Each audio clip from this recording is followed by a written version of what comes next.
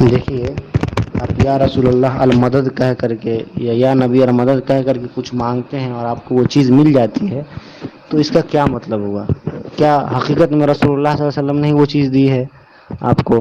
اور رسول اللہ صلی اللہ علیہ وسلم کو کیا پورا اختیار حاصل ہے؟ اگر مل جاتی ہے وہ چیز تو کیا یہی مطلب اس کا نکلے گا بھائی؟ یہ آپ کیسی بات کر رہے ہیں؟ اگر یہ چیز ہوتی تو پھر شرک کا کوئی مطلب ہی نہیں بنتا، شرک جائز ہونا چاہیے پھر تب۔ آج جتنے بھی مشرک کافر بندے ہیں، وہ سب کوئی درخت کی پوجا کرتا ہے، تو کوئی پتھر کی پوجا کرتا ہے، تو کوئی مورتی کی پوجا کرتا ہے، وہاں جا کر کے اپنی ضرورتیں رکھتے ہیں اور مانگتے ہیں کہ مجھے یہ چیز دے دے بھگوان، مجھے یہ چیز دے دے۔ انہیں وہ چیز ملتی ہے اس مورتی کے ذریعے سے، ہاں۔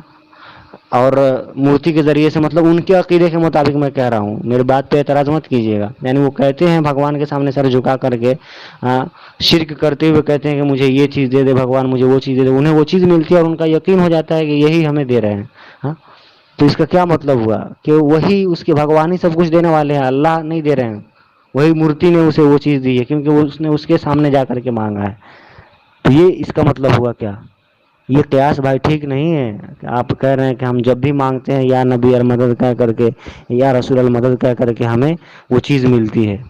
یہ کوئی دلیل نہیں ہے نا۔ اس وقت بھی اللہ ہی دیتے ہیں، لیکن یہ بھی ہے قرآن میں اللہ نے فرمایا کہ اسی قرآن کے ذریعے سے ہم لوگوں کو ہدایت بھی دیتے ہیں اور اسی قرآن کے ذریعے سے ہم لوگوں کو گمراہ بھی کرتے ہیں۔ تو بہت سارے لوگ ایسے بھی ہیں مسلمانوں میں بھی کہ جو سمجھتے ہیں کہ قبر میں سوئے ہوئے اولیاء بھی مرادیں پوری کرتے ہیں، وہ جاتے ہیں اور مانگتے ہیں کہ ہمیں بابا جی یہ دے دیجئے، وہ دے دیجئے، مانگتے ہیں اور انہیں وہ چیز مل جاتی ہے، ہاں۔ تو اب وہ سمجھتے ہیں کہ بابا نے ہی دیا، اللہ کے اوپر سے ان کا ایمان ختم ہو جاتا ہے۔ تو وہ نہ ہو اللہ تعالیٰ نے اس کے مقدر ہی میں لکھ رکھا تھا کہ اس طرح سے اس کا ایمان ہم چھینیں گے، ہاں۔ اتنا اس کا ایمان ڈھلمل تھا کہ بس تھوڑی سی بات پہ یہ لڑک گیا، ذرا بھی خیال نہیں ہے کہ مرا ہوا آدمی کچھ نہیں دے سکتا، یا قبروں میں سوئے ہوئے ولی کچھ نہیں دے سکتے، ہاں۔ تو اللہ کہہ رہے ہیں کہ ہم ایسے گمراہ بھی کرتے ہیں۔ تو اگر کوئی کسی کو کچھ مل جاتا ہے اس طرح کرنے سے تو پھر اس کا یقین بن جاتا ہے، تو گویا اللہ نے اسے گویا کہ گمراہ کر دیا، اور ہدایت دینا اور گمراہ کرنا یہ اللہ ہی کے ہاتھ میں ہے۔ اللہ نے صاف کہا ہم جس کو چاہتے ہیں گمراہ کرنے، جس کو چاہتے ہیں ہدایت دیتے ہیں۔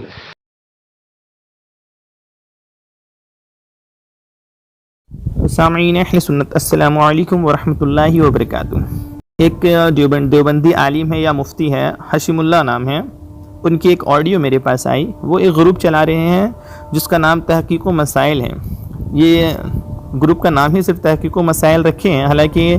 ان کے پاس نہ تحقیق ہے نہ کوئی مسائل ہے، بس یہ اپنی بکواس اور اپنی جہالت اور گمراہ کن باتوں سے بھری ہوئی آڈیو کو بھولی بھالی عوام کے بیچ میں بھیج دیتے ہیں،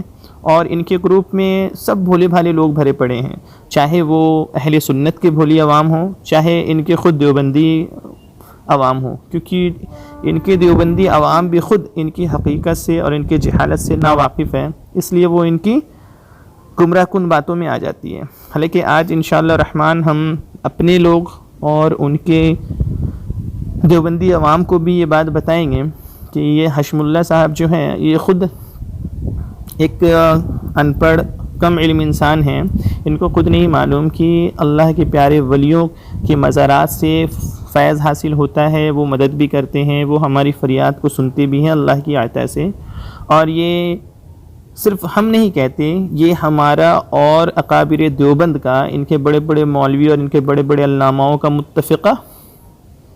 موقف ہے۔ اس ٹاپک پر نہ علماء دیوبند کے بڑے بڑے اکابرین اختلاف رکھتے ہیں، نہ ہی کوئی، کیونکہ ہم بھی کہتے ہیں کہ اللہ کی عطا سے اللہ کے پیارے ولی، اللہ کے پیارے محبوب، اللہ کے محبوبہ کی محبوب نبی رحمت صلی اللہ تعالیٰ علیہ وسلم بھی مدد فرماتے ہیں، اور تمام اولیاء اکرام سے بدرجہ اولیٰ مدد فرماتے ہیں، کیونکہ اللہ کے پیارے رسول صلی اللہ علیہ وسلم کے صدقے میں ہی اللہ رب العزت نے ہمیں زندگی بخشی، اللہ رب العزت نے اپنے پیارے محبوب نبی رحمت صلی اللہ علیہ وسلم کے صدقے میں ہی یہ دنیا کو بنائی، جن و انسان کو پیدا فرمایا، جنت و دوزخ پیدا فرمائی، ملائکہ کو پیدا فرمایا، جبریل امی کو پیدا فرمایا، اور دیگر اولیاء اکرام کو۔ یہ سب حضور پاک صلی اللہ علیہ وسلم کا صدقہ ہے، اور جو اولیاء اکرام مدد فرماتے ہیں یہ بھی حضور کے صدقے وسیلے سے ہی ان کو یہ طاقت و قدرت اللہ رب العزت نے عطا فرمائی ہے۔ لیکن ان سب چیز سے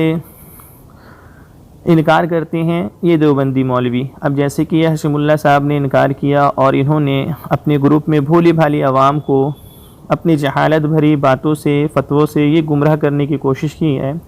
کہ نہ اللہ کی پیارے رسول صلی اللہ علیہ وسلم مدد فرماتے ہیں، نہ ہی اولیاء اکرام مدد فرماتے ہیں، مزارات اولیاء سے جا کے مدد مانگنا یہ شرک ہے، اللہ کے رسول سے مدد مانگنا شرک ہے، جو قبر میں مر کے پڑے ہیں معاذ اللہ وہ کسی کی مدد نہیں کر سکتے، نہ ہی اولیاء اکرام مدد کر سکتے ہیں، نہ ہی دیگر لوگ۔ یہ انہوں نے اپنی آڈیو میں بتایا ہے، جو آڈیو آپ سن چکے ہیں۔ اب اس کا جواب دینے کے لیے میں نے صبح کال کیا آج حشیم اللہ صاحب کو کہ میں ڈائریکٹ ان سے ہی بات کر لوں، لیکن حشیم اللہ صاحب کو پتہ نہیں، جب اس ٹاپک پر بات کرنا شروع کیے تو ان کو کیا خوف آیا کہ یہ سیدھا فون کاٹ کے ہی بھاگ گئے، کیونکہ میں نے ان کو ان کے گھر کی ہی کتابوں کا حوالہ دینا شروع کیا کہ میں آپ کو آپ کے گھر کی ہی کتاب سے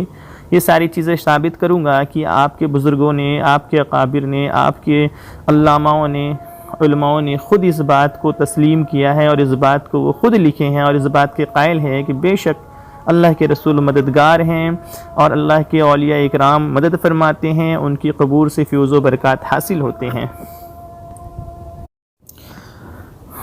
اور یہ ساری چیزوں کو یہ خود مانتے ہیں، لیکن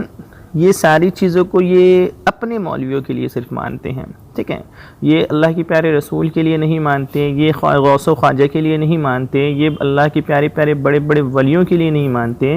جن چیزوں کا، جن طاقتوں کا اور جن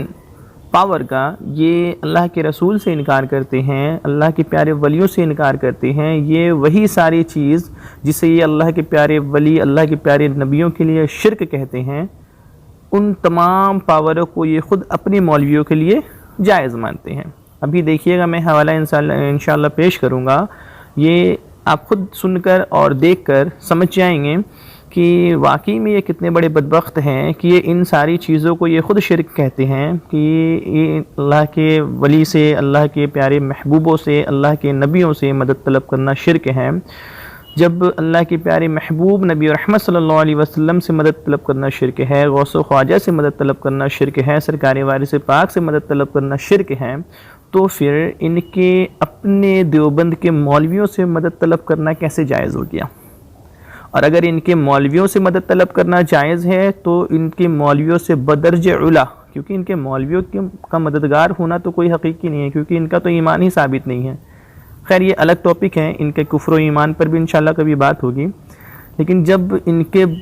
مولوی حقیر و فقیر مولوی جب مدد کرتے ہیں تو پھر ان سے بدرج اولی اللہ کی پیارے ولی مدد فرماتے ہیں، اور ان سے بدرج اولی اللہ کی پیارے حبیب مدد فرماتے ہیں، نبی رحمت صلی اللہ علیہ وسلم مدد فرماتے ہیں۔ تو آئیے ان کے گھر کی کتاب سے شروعات کرتے ہیں۔ یہ دیوبندیوں کے پیر و مرشد، رشید احمد گنگوہی کے پیر و مرشد، قاسم نانوتوی کے پیر و مرشد اور اشرف علی تھانوی کے پیر و مرشد ہیں حاجی امداد اللہ محاذر مکی رحمۃ اللہ تعالی علیہ۔ یہ ان کی کتاب ہے کلیات امدادیہ۔ کلیات امدادیہ آپ کے سامنے اسکرین پر اس کا اسکین پیج بھی موجود ہے۔ اس کے صفحہ نمبر 72 میں حاجی امداد اللہ محاذر مکی فرماتے ہیں کہ اور چاہیے کہ غرور نہ کرے اور اپنے کو اچھا نہ سمجھے، اور اولیاء اور مشائخ کی قبروں کی زیارت سے مشرف ہوا کرے، اور فرصت کے وقت ان کی قبروں پر آ کر روحانیت سے ان کی طرف متوجہ ہو اور ان کی حقیقت کو مرشد کی صورت میں خیال کر کے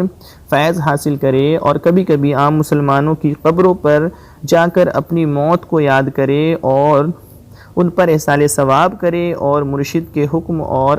ادب کو خدا اور رسول صلی اللہ علیہ وسلم کے حکم اور ادب کی جگہ سمجھے، کیونکہ مرشدین خدا اور رسول کے نائب ہوتے ہیں۔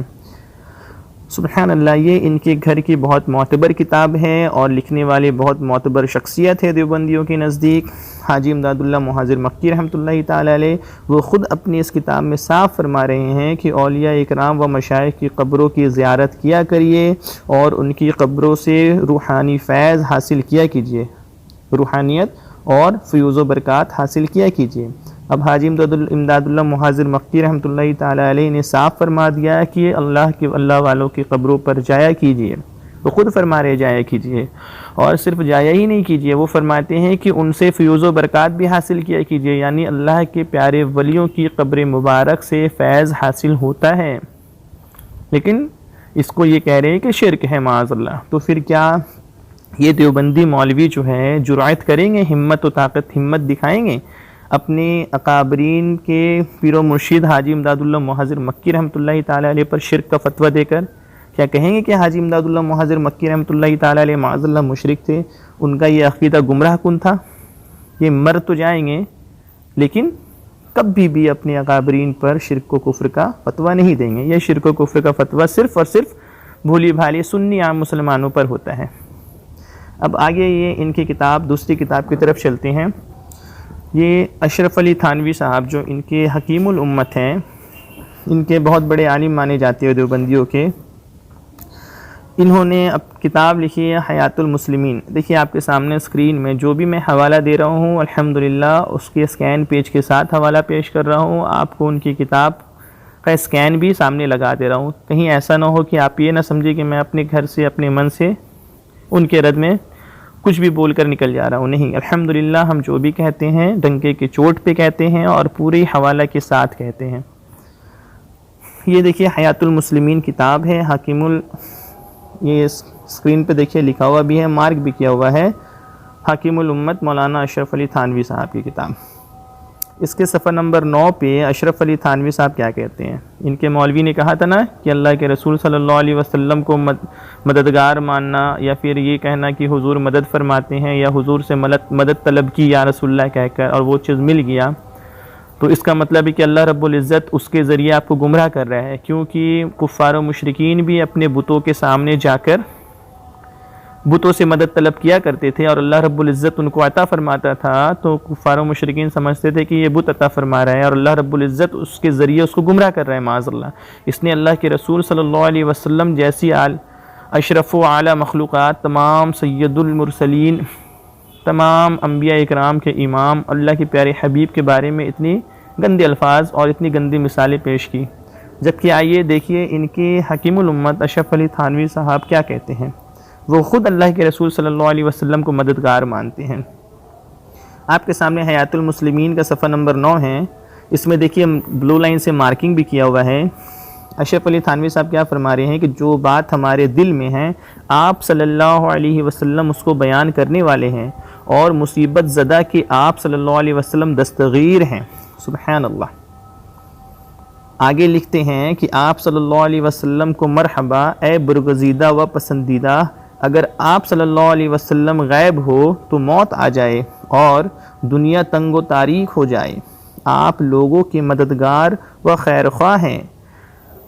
جو آپ کی طرف رغبت نہیں کرتا وہ ہلاک ہو جائے گا۔ سبحان اللہ۔ اشرف علی تھانوی کی اس عبارت سے صاف معلوم چل رہا ہے کہ اللہ کے رسول صلی اللہ علیہ وسلم مددگار ہیں، مصیبت زدہ کی اپنی امتیوں کی مدد فرماتے ہیں، دستگیری فرماتے ہیں، اور آپ صلی اللہ علیہ وسلم کی طرف جو رغبت نہیں کرتا وہ ہلاک ہو جاتا ہے۔ جیسے یہ دیوبندی جو حضور پاک صلی اللہ علیہ وسلم کی طرف رغبت نہ کر کے ان سے مدد طلب کرنے کو شرک و بدعت قرار دے رہا ہے، تو یہ ہلاک و برباد ہے۔ تو اب اشرف علی تھانوی کی ان عبارت سے صاف ثابت ہوتا ہے کہ اللہ کے رسول صلی اللہ علیہ وسلم مددگار ہیں، یہ اشرف علی تھانوی بھی مانتا ہے۔ اگر حضور کو مددگار ماننا شرک ہے تو کیا دیوبندی مولوی کی ہمت ہے کہ وہ اشرف علی تھانوی پہ شرک کا فتویٰ لگا کے مشرک کہے؟ اگر انہوں نے تو پہلے ہی مشرک کہہ دیا اشرف علی تھانوی کو اور اپنے تمام دیگر دیوبندی مولویوں کو، کیونکہ اس نے خود کہا ہے کہ اللہ کے رسول سے اولیاء اکرام سے مدد مانگنا یہ شرک ہے، تو اب اشرف علی تھانوی مدد مانگ رہا ہے تو مطلب چاہے تو اشرف علی تھانوی مشرک ہو گیا۔ اب یہ بتائیں کہ اشرف علی تھانوی مشرک ہے یا پھر ان جائز عمل کو، ان جائز عقیدے کو اور ان جائز موقف کو ماننے والا اور ان جائز کام کو کرنے والا بندہ مسلمان ہے؟ اگر مسلمان ہے تو یہ خود مشرک ہے، اور اگر ایسا عمل کرنے والا بندہ مشرک ہے تو ان کے گھر کے دیوبندی مولوی خود یہ عمل کرتے ہیں اور ایسا عقیدہ رکھتے ہیں، تو پھر ان کو کہنا پڑے گا کہ اشرف علی تھانوی، قاسم نانوتوی، رشید احمد گنگوہی اور تمام علماء اکابر دیوبندی مشرک ہیں معاذ اللہ۔ اب آئیے دوسری کتاب کی طرف چلتے ہیں۔ یہ ہے اشرف علی تھانوی کی دوسری کتاب امداد المشتاق علی اشرف الاخلاق۔ اسکین پیج آپ کے سامنے ہیں، دیکھیں میں حاکم الامت حضرت مولانا اشرف علی تھانوی، اس کے صفحہ نمبر 98 پہ آ جاتے ہیں۔ اشرف علی تھانوی 98 میں لکھتا ہے کہ حضرت کی خدمت میں غذائے روح کا وہ سبق جو حضرت شاہ نور محمد صاحب کی شان میں ہے سنا رہا تھا۔ جب دوسرے مزار شریف کا بیان آیا، آپ نے فرمایا کہ میرے حضرت کا ایک جوہلا مرید تھا۔ بعد انتقال حضرت کے مزار شریف پر، غور کیجئے گا، بعد انتقال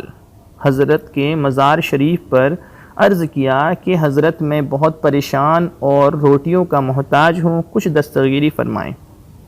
کون کہہ رہے ہیں؟ یہ اشرف علی تھانوی کے پیر بھائی،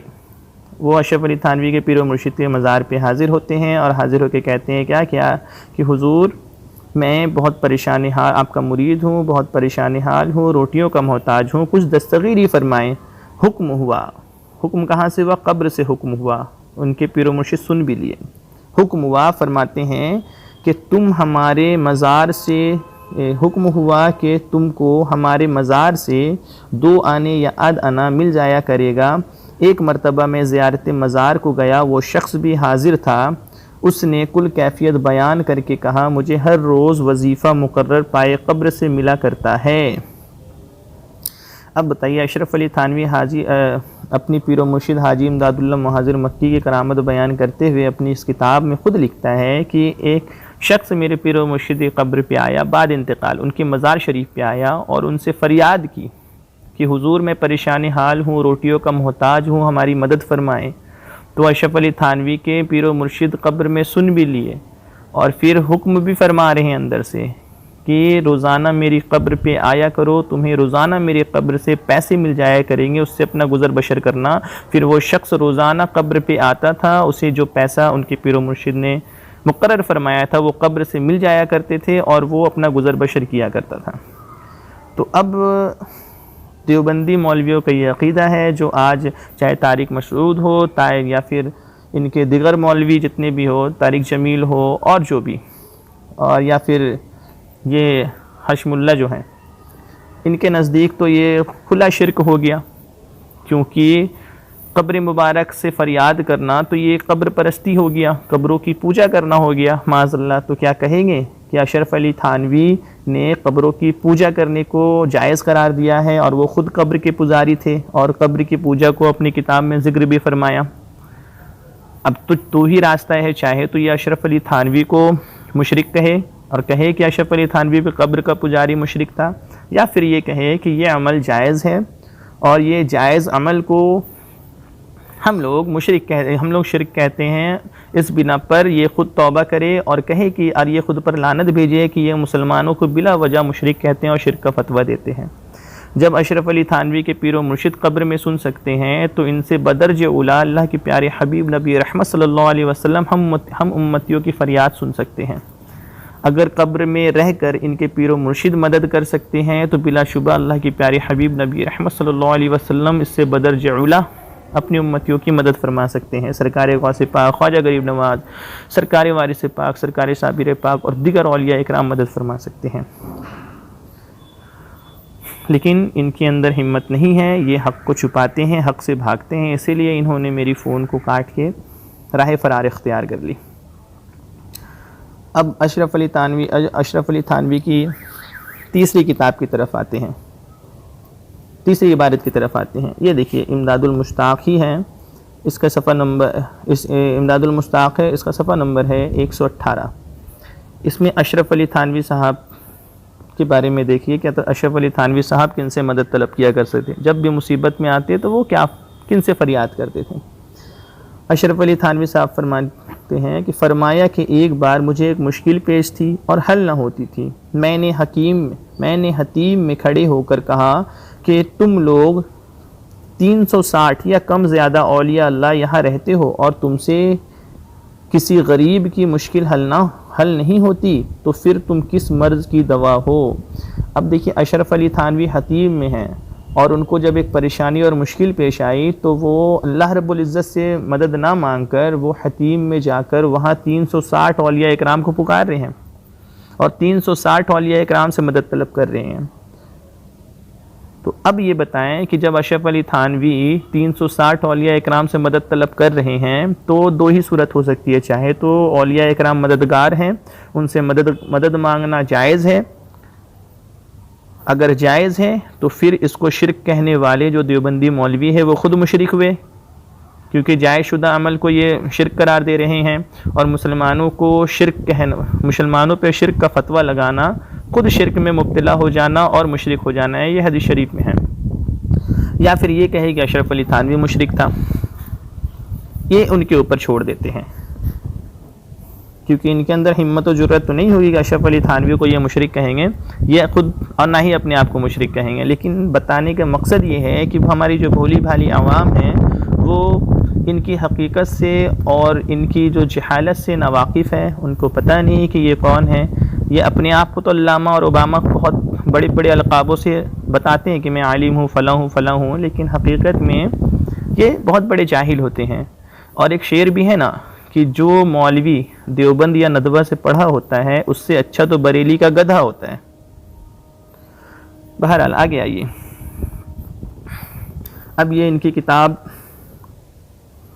اشرف السوانی کی طرف آتے ہیں۔ یہ ہے اشرف السوانی۔ اشرف السوانی میں اشرف علی تھانوی صاحب کیا فرماتے ہیں، آئیے۔ اشرف السوانی کا صفحہ نمبر ہے 12، اس میں اشرف علی تھانوی کا یہ قول نقل کیا گیا ہے کہ اشرف علی تھانوی اپنے دادا کے بارے میں کیا کہتا ہے۔ اشرف علی تھانوی کہتا ہے کہ شہادت کے بعد ایک عجیب واقعہ پیش ہوا۔ شب کے وقت اپنے گھر مثل زندہ کے تشریف لائیں اور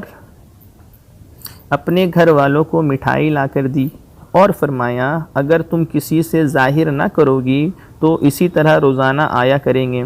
لیکن ان کے گھر والوں نے، ان کے گھر کے لوگوں نے یہ اندیشہ ہوا کہ گھر والے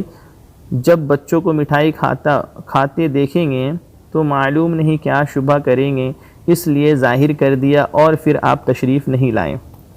یہ اشرف علی تھانوی جو ہے، اس سے اوپر میں پڑھیے، اسکین پیج ہے، اس سے اوپر پڑھیے گا تو معلوم چلے گا۔ یہ اپنے دادا کے بارے میں کہتا ہے کہ ان کے دادا جو تھے وہ تاجر تھے اور یہ کسی ڈاکوؤں سے جنگ کرتے ہوئے ان کا معاملہ تمام ہو گیا۔ اب یہ جب انتقال کر گئے، ان کے مرنے کے بعد ان کو جب قبر میں دفن کر دیا گیا تو پھر یہ قبر سے رات کے وقت قبر سے مثل زندہ کے نکل کر باہر آتے ہیں اور گھر والوں کو مٹھائیاں بھی دیتے ہیں، معاذ اللہ۔ تو سوچئے کہ اب ان کے ایک دادا عام انسان وہ گھر والوں کو آ کر مٹھائی بھی دے رہے ہیں اور مثل زندہ تشریف بھی لا رہے ہیں، تو یہ شرک نہیں ہوا؟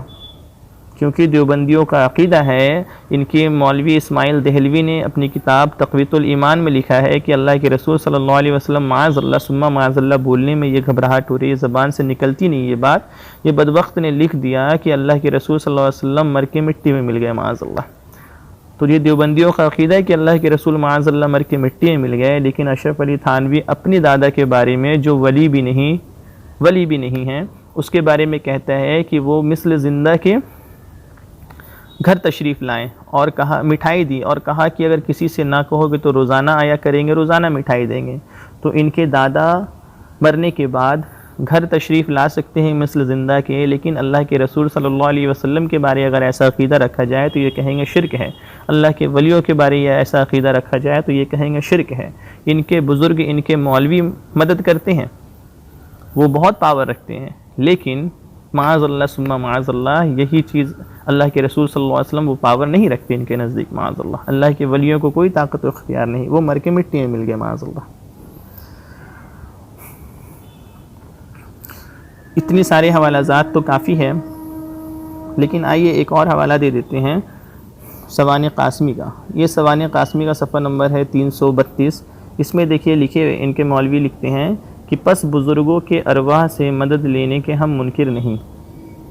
ان کے مولوی کیا فرماتے ہیں کہ بزرگوں کے ارواح سے، ان کی روحوں سے مدد لینے کے منکر ہم نہیں، یعنی کہ غیر اللہ جو اللہ کے پیارے ولی ہیں وہ غیر اللہ ہیں، ان سے مدد لینے کے منکر یہ نہیں ہیں، یہ اس چیز کو مانتے ہیں کہ اللہ کے ولی مددگار ہیں، اللہ کے رسول مددگار ہیں۔ تو اب اتنے سارے حوالہ جات سے یہ کچھ ہی ہے، اگر ہم حوالہ پیش کرنا شروع کریں گے تو پھر یہ بہت زیادہ لمبی آڈیو بن جائے گی جو لوگ سنیں گے نہیں اور لوگوں کو سننا بھاری ہو جائے گا۔ اسی لیے تھوڑا تھوڑا کر کے انشاءاللہ آپ کے پاس، آپ کی بارگاہ میں، آپ کی خدمت میں پیش کرتے رہیں گے، جس سے آپ کے علم میں اضافہ ہو اور آپ ان بدبختوں سے بچ سکیں۔ تو ان سارے حوالہ جات سے یہ بات ثابت ہوتی ہے کہ دیوبندی مولوی، دیوبندیوں کے پیر و مرشید، دیوبندیوں کے مولوی، دیوبندیوں کے دادا جو ہے وہ مدد فرماتے ہیں، لیکن ان کے نزدیک اللہ کے رسول صلی اللہ علیہ وسلم مدد نہیں فرماتے۔ اچھا، ایک عبارت اور پیش کر دیتے ہیں آپ کے سامنے۔ یہ حکایت اولیاء ہے، جس کو ارواح ثلاثہ جو حکایت اولیاء کے نام سے یہ مشہور ہے، یہ اشرف علی تھانوی کی کتاب ہے۔ اسکرین پہ آپ کے سامنے امیج موجود ہے، آپ خود دیکھ لیں۔ یہ کتاب نیٹ پہ بھی مل جائے گی، یہ کتاب آپ کو ان کے کتب خانے سے بھی مل جائے گی، اور یہ کتاب الحمدللہ ہمارے پاس بھی موجود ہے۔ یہ ہمیں کہتے ہیں قبروں سے فیض حاصل کرنے پر قبر کے پجاری، معاذ اللہ ثم معاذ اللہ، قبر کی پوجا کرنے والے، قبر کی عبادت کرنے والے۔ لیکن آئیے ان کو ان کے گھر کی قبر کی عبادت دکھاتے ہیں۔ اشرف علی تھانوی صفحہ نمبر ارواح ثلاثہ کے صفحہ نمبر 253 میں حکایت نمبر 365 پہ اشرف علی تھانوی فرماتے ہیں کہ فرمایا کہ مولوی معین الدین صاحب حضرت مولانا محمد یعقوب صاحب کے سب سے بڑے ساجزادے تھے، وہ حضرت مولانا کی ایک کرامت جو بعد وفات ہوئی بیان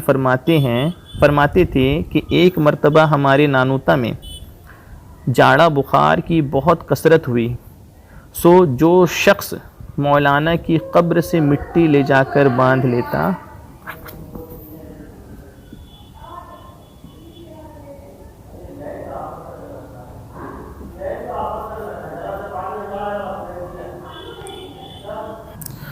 جو شخص